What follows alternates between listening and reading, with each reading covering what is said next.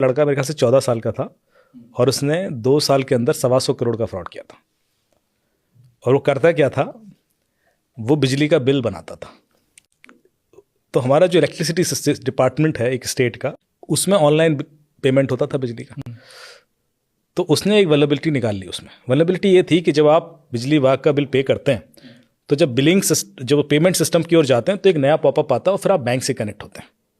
तो बैंक के लिए आप फिर लॉगिन पासवर्ड डालते हैं और फिर आपका पेमेंट होता है। जब बैंक में पेमेंट रिफ्लेक्ट कर जाता है तो वहाँ से एक एक्नॉलेजमेंट आता है और उस एक्नॉलेजमेंट को ये वापस मेन वेबसाइट में जाता है वो, और वहाँ पर कंफर्म कर दिया जाता है कि इसका पेमेंट हो गया है तो इसका रिसीट दे दिया जाए। ठीक है, ये प्रोसेस था। इस भाई ने वायर शार्क करके एक टूल आता है जो इन दोनों के बीच में बैठ जाता है। उसने क्या किया कि इन दोनों के बीच में वो एक्नॉलेजमेंट जो आता था बैंक से वो पकड़ना सीख लिया।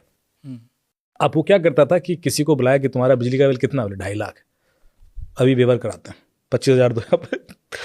फिर वो जीरो बैलेंस के अकाउंट से पेमेंट करता था उसका बिजली का बिल। वो बिजली का बिल जाएगा, 2.5 लाख का पेमेंट करेगा, पर अकाउंट में तो पैसा है ही नहीं। तो जो बैंक में पैसा जब रिफ्लेक्ट नहीं करेगा तो वहाँ से फेल्ड एक्नॉलेजमेंट आएगा कि पेमेंट फेल हो गया। वो जो एक्नॉलेजमेंट फेल आता था वो 0 होता था, उसको वो 1 बनाता था। एक्नॉलेजमेंट ही तो बदलना है। और वो 1 वाला एक्नॉलेजमेंट मेन वेबसाइट को पुश कर देता था जो इलेक्ट्रिसिटी डिपार्टमेंट की वेबसाइट है।